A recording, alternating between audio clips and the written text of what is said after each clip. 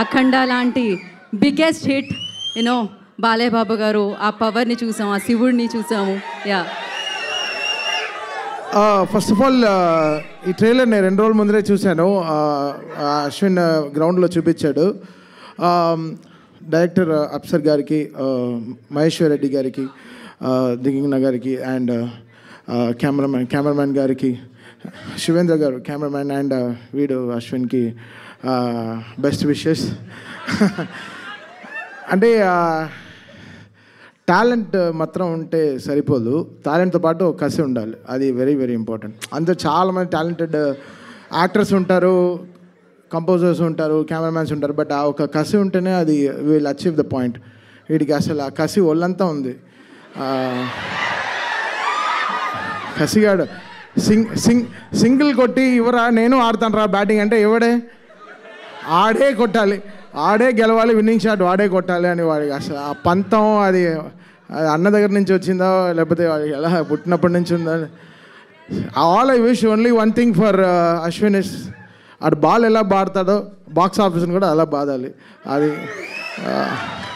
So I wish him all the very best because చాలా మంచివాడు, చాలా వెరీ ప్యూర్ ఫెలో. అందుకే వాడి కోసం పొద్దున ఇలా పడిపాడారు. పొద్దునుంచి 20 కాళ్ళు చేసిన, ఇంకొక కాల్ చేసింటే బ్లాక్ చేసేవాడిని. సాగు దొబ్బాడు పొద్దునుంచి, రా బయలుదేరా.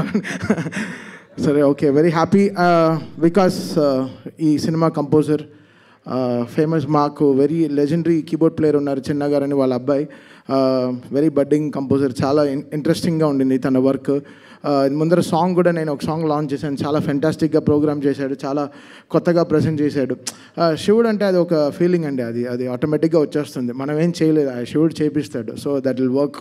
అక్కడ నేను ఏదో చేశాను నేను చెప్పలేదు, I prayed very hard for Shiva, he made it happen అంతే. అది మళ్ళీ చేస్తామో తెలియదు, సో మళ్ళీ చేస్తున్నా అది ఒక ప్రేయర్ వల్లే అవుతుంది. సో ఇది మన కష్టం కాదు, అందరిది. అంటే దేవుడిని నమ్మారు, సో డెఫినెట్గా గెలుస్తారు. సో వీడి బర్త్డే రోజున ఈ సినిమా రిలీజ్ అవుతుంది August 1. సో అసలు ఎంత డీపర్గా లాస్ట్ 15 డేస్గా వీడు పడే కష్టం నేను చూస్తున్నాను. వీడు బోల్డే అవ్వడు జనరల్గా, వెరీ రేర్గా బోల్డ్ క్యాచ్ ఇస్తాడు, బోల్డ్ అవ్వడు.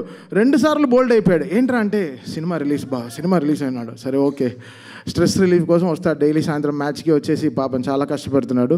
సో విష్ అశ్విన్ వాడికి చాలా పెద్ద హిట్ రావాలి ఈ సినిమా, ఈ హోల్ టీమ్కి మంచి సక్సెస్ ఇవ్వాలి.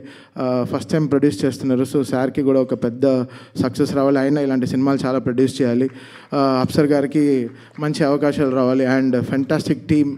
అండ్ విషింగ్ దిగంగన గారు కూడా వెరీ హ్యాపీ, అంటే సక్సెస్ఫుల్ ఫిలిం, ఆవిడకి మంచి సక్సెస్ రావాలని I wish the whole team very good success. Thank you Thaman గారు. అఖండ ఫిలిం యూనో డెఫినెట్గా ఆ పవర్ని మేము విట్నెస్ చేసాము స్క్రీన్ మీద, కానీ అది కంపోజ్ చేసేటప్పుడు ఎస్పెషల్లీ ఆ పార్ట్, ఆ శివుడిది అది వచ్చినప్పుడు, సో మీరు ఆ పవర్ని ఫీల్ అవ్వడం జరిగిందా? ఏం జరిగింది అసలు? మాకు పవరే బాలయ్య గారు. ఆయన నేను ఒకటే ఊహించాను, వీళ్ళు కోవిడ్ టైంలో ఆ సినిమా ఎలా తీశారు, అంత డస్ట్లో ఆయన బాలయ్య గారి ఏజ్కి వీళ్ళు ఆ సినిమాని పట్టుకు తీసుకొచ్చారు. కరెక్ట్గా కోవిడ్ టైం మొత్తం షూట్ చేశారు. నాకు ఆ సినిమా చూస్తే నాకు ఫస్ట్ భయం వచ్చిన తర్వాత ఏడుపు వచ్చింది. సో ఎలా ఒక బాలయ్య గారు ఇలాంటి కష్టమైన సినిమాని ఎలా ఆయన ఒక భుజాన్ని మీద మోసుకొచ్చారు. సో ఆయన కష్టాన్ని గుర్తించాం అంతే. సో అది చాలా కష్టం అండి ఆ సినిమా చేయడం. నిజంగా హ్యాట్స్ ఆఫ్ టు బోయపాటి గారు అండ్ బాలయ్య గారు ఫర్ మేకింగ్ ఇట్. చాలా కష్టం. సో అలాగే ఇండస్ట్రీలో శివుడి పాత్ర పోషించాలి అంటే ఏ హీరో చేస్తే బాగుంటుందని మీరు అనుకుంటున్నారు? బాలయ్య బాబు గారు అండి, అసలు ఆయనకి తిరిగే లేదండి. అది అంటే ఏ దేవుడి పాత్ర అయినా ఆయన అలా తీసుకొచ్చేస్తారండి. అంటే మనం దీని ముందర ఆ సినిమా కూడా రాముడి సినిమాలో కూడా చూసాం, శ్రీరామరాజ్యంలో కూడా చూసాం. అది అంటే వాళ్ళ ఫ్యామిలీలోనే ఆ పవర్ ఉంది అనుకుంటా. సో ఏ దేవుడు వేషం వేసినా they are taking up. So Balayya garu కూడా వెరీ స్పిరిచువల్, సో ఆయన very very spiritual person. So అంతే అండి, బాలయ్య బాబు గారు వేస్తే బాగుంటుందన్నమాట ఆ పాత్ర.